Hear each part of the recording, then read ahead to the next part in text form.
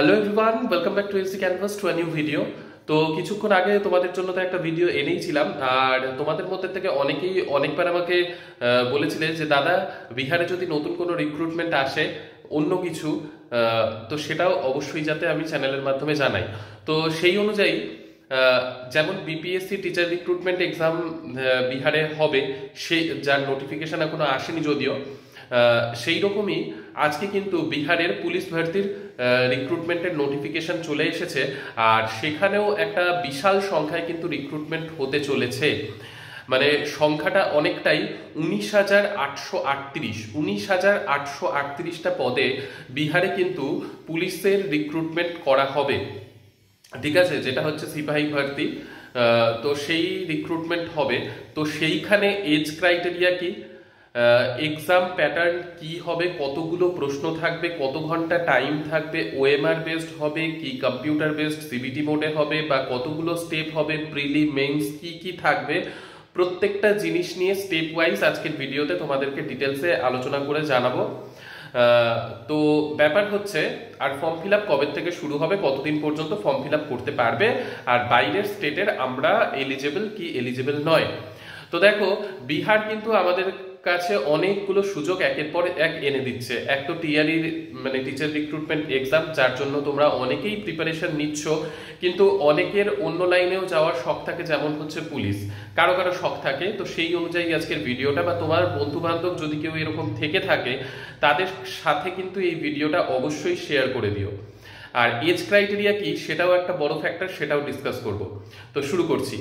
দেখো, বিহারে পুলিশ ভর্তি, যেটা পুলিশের রিক্রুটমেন্ট যেটা করা হবে, সেইখানে কতগুলো বললাম, 19,838টা পদ। তো এর মধ্যে থেকে আনরিজার্ভড ক্যাটাগরি যেটা, সেটাতে কিন্তু বাইরের স্টেটের সকলেই এলিজেবল। কি বললাম? বাইরের স্টেটের সকলেই কিন্তু এলিজেবল থাকবে। ঠিক আছে, তো সেই বাইরের স্টেটের এলিজেবল যে ক্যান্ডিডেট, সেইখানে টোটাল সিট সংখ্যা কিন্তু 7,935টা। ঠিক আছে, তো কতগুলো সিট? 7,935টা সিট। এই সিটে কিন্তু 19,838টা সিটের মধ্যে থেকে 7,935টা সিটে আদার স্টেটের ক্যান্ডিডেটরা কিন্তু ফাইট করে নিজের একটা জায়গা করে নিতেই পারবে। ঠিক আছে, আচ্ছা, এবার সেই 7,935টা সিটের মধ্যে থেকে 2,777টা সিট হচ্ছে ফিমেল ক্যান্ডিডেটদের জন্য, আনরিজার্ভড ফিমেল ক্যান্ডিডেটদের জন্য। যেমনটা বিপিএসসি টিআরইতে আনরিজার্ভড ফিমেল বলে একটা পোর্শন থাকে, সেই রকম আনরিজার্ভড ফিমেল ক্যান্ডিডেটদের জন্য 2,777টা পদ। ঠিক আছে, তাহলে বোঝা গেল আনরিজার্ভড ক্যাটাগরি, যেইখানে আদার স্টেটের তোমরা সকলেই এলিজেবল, সেইটার সিট সংখ্যা 7,935, আর তার মধ্যে থেকে 2,777টি পদ আনরিজার্ভড ফিমেল ক্যাটাগরিদের জন্য। সেইখানে আনরিজার্ভড ফিমেল ক্যাটাগরিতে কিন্তু আদার স্টেটের ফিমেলরা ফাইট করতে পারবে, এটাও ক্লিয়ার।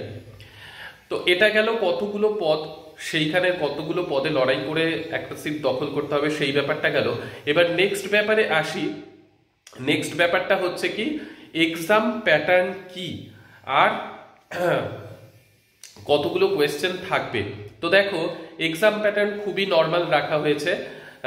এক্সামে থাকবে হিন্দি, ইংলিশ, সোশ্যাল সায়েন্সের মধ্যে হিস্ট্রি, জিওগ্রাফি, পলিটি, ইকোনমিক্স, ভালোভাবে বোঝো। আর হচ্ছে থাকবে সায়েন্সের মধ্যে ফিজিক্স, কেমিস্ট্রি, বায়োলজি, যেটা হচ্ছে জেনারেল সায়েন্সের পোর্শন। আর তার সাথে কারেন্ট অ্যাফেয়ার্স, আর মানে বিহারের সমসাময়িক যে ঘটনাগুলো, সেগুলো নিয়ে কিন্তু প্রশ্ন থাকবে। এবার প্রশ্ন সংখ্যা কটা, আর কতক্ষণ টাইম পরীক্ষার থাকবে। তো দেখো, প্রশ্ন সংখ্যা হচ্ছে 100টা, প্রতিটা প্রশ্নতে 1 মার্কস করে থাকবে। টোটাল 100 মার্কসের এক্সাম হবে, আর সময় দেয়া হবে 2 ঘন্টা। তাহলে বোঝা গেল কি হলো, 100টা প্রশ্ন থাকবে, প্রত্যেকটাতে মানে এক এক করে মার্কস থাকবে, টোটাল 100 মার্কস, আর 2 ঘন্টা টাইম দেয়া হবে। বোঝা গেল ব্যাপারটা। এবার নেক্সট ব্যাপার হচ্ছে, এটা কি সিবিটি মোডে হবে না ওএমআর বেসড হবে। তো দেখো, এখানে কিন্তু ওএমআর বেসড এক্সাম হবে। প্রথমে যে 100টা প্রশ্নের 2 ঘন্টা টাইমের যে পরীক্ষাটা, যেটাকে তোমরা প্রিলিও ধরতে পারো, সেইটা কিন্তু হবে ওয়েমার বেসড। ওয়েমার শিটে তোমাকে গোল গোল করতে হবে, যেমন ওয়েমার বেসড এক্সাম হয়, কম্পিউটার বেসড টেস্ট নয়, মানে সিবিটি বোর্ডের এক্সাম কিন্তু নয়। ঠিক আছে, এবার নেক্সট তোমাদের প্রশ্ন আসবে, যেটা সেই তোমাদের প্রশ্ন যেগুলো মাথায় আসবে সেই রকম ভাবেই আজকের ভিডিওটা অ্যারেঞ্জ করা, আর একটা একটা করে উত্তর আমি ভিডিওতে দেব। সেটা হচ্ছে নেগেটিভ মার্কিং থাকবে কি থাকবে না। তো এটা নিয়ে অনেকেরই সংশয় থাকে। তো দেখো, এই এক্সামে কিন্তু নেগেটিভ মার্কিং থাকবে না। যেমন বিপিএসসি টিচার রিক্রুটমেন্ট এক্সামে নেগেটিভ মার্কিং নেই, সেই রকম বিহারের পুলিশ রিক্রুটমেন্ট এক্সামেও কিন্তু নেগেটিভ মার্কিং থাকছে না। ঠিক আছে, তাহলে টোটাল 100টা প্রশ্ন, 100 নাম্বার, 2 ঘন্টা, ওয়েমার বেসড টেস্ট, আর হচ্ছে নেগেটিভ মার্কিং নেই। হলো, এই বিষয়টা পুরোপুরি একদম ক্লিয়ার হওয়া গেল। এবার নেক্সট ব্যাপার হচ্ছে কারা কারা এলিজিবল, কত বয়স সীমা পর্যন্ত ফর্মে অ্যাপ্লাই করতে পারবে, এটা হচ্ছে সব থেকে ইম্পর্টেন্ট পয়েন্ট। তো দেখো, এখানে কিন্তু 18 থেকে 25 বছর পর্যন্ত আদার স্টেটের ক্যান্ডিডেট তোমরা যারা আছো, বা তোমাদের পরিচিত যারা পুলিশ রিক্রুটমেন্ট এক্সামের জন্য, আমি বারবারই বলছি, পুলিশ রিক্রুটমেন্ট এক্সামের জন্য যারা প্রিপারেশন নিচ্ছে, তোমার বন্ধু বান্ধব, ভাই, যেই হোক না কেন, তাদের সাথে এই ভিডিওটা অবশ্যই শেয়ার করো, তাদের উপকারে লাগবে। তো 18 থেকে 25 বছর বয়স সীমা পর্যন্ত কিন্তু এই ফর্ম ফিল আপ করা যাবে। আর নেক্সট প্রশ্ন তোমাদের যেটা আসবে, যে 18 থেকে 25 বছর বললাম, এটা কিন্তু আদার স্টেটের ক্যান্ডিডেট, মানে আনরিজার্ভড ক্যাটাগরি। বাকি রিজার্ভড ক্যাটাগরির আছে, আমি রিজার্ভড ক্যাটাগরিগুলো নিয়ে কথা বলছি না, কারণ তোমরা সকলেই আনরিজার্ভড ক্যাটাগরির মধ্যেই পড়বে। বিহারের যারা বাসিন্দা তারাই রিজার্ভড ক্যাটাগরির মধ্যে পড়বে, তাই রিজার্ভড ক্যাটাগরির আমি বয়সসীমা আলোচনা করছি না। তাহলে 18 থেকে 25 বয়স সীমার মধ্যে তোমার বয়স থাকলে তুমি অ্যাপ্লাই করতে পারবে। এবার নেক্সট হচ্ছে, এই যে এই অ্যাপ্লাই যে করবে, এই অ্যাপ্লাই করার ডেট কবে থেকে স্টার্ট হবে, তো সেটা দেখো 18ই মার্চ থেকে। ঠিক আছে, 18ই মার্চ থেকে শুরু হবে, মানে 18ই মার্চ এই আসছে মঙ্গলবার, আজকে হচ্ছে 12 তারিখ। ঠিক আছে, তো আজকে ঠিক নেক্সট মঙ্গলবার হচ্ছে তোমার শুরু হবে ফর্ম ফিল আপ।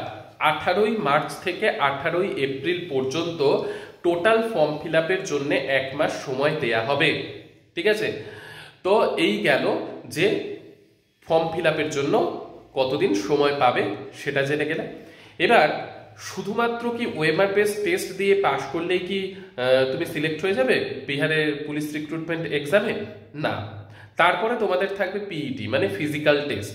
সেই ফিজিক্যাল টেস্টে তুমি রিটেন টেস্ট পাশ করলে, তারপর ফিজিক্যাল টেস্ট পাশ করলেই কিন্তু তুমি বিহারের পুলিশ রিক্রুটমেন্ট এক্সামে পাশ করে গেলে, এবং বিহারের পুলিশ হওয়ার একটা সুবর্ণ সুযোগ তুমি পেয়ে যাবে। তো আশা করি প্রত্যেকটা স্টেপ যা যা আমি বললাম তোমাদের বোঝার ক্ষেত্রে কোনো অসুবিধা হয়নি। যদি অসুবিধা হয়ে থাকে কমেন্ট সেকশনে জানাতে পারো, আর তোমাদের কোনো রকম রায় থাকলে সেটাও কমেন্ট সেকশনে অবশ্যই জানিও। তোমাদের জন্যই ভিডিও, আর তোমাদের ভালো খারাপ সেগুলো মিশেই আমি নেক্সট ভিডিও আনবো, যাতে তোমাদের সুবিধা হয়। তো ঠিক আছে, সকলে সুস্থ থেকো, ভালো থেকো, সঙ্গে থেকো, আর ভালো লাগলে অবশ্যই লাইক, শেয়ার, সাবস্ক্রাইব করো। নেক্সট ভিডিওতে আবার দেখা হচ্ছে নতুন কিছু টপিক নিয়ে।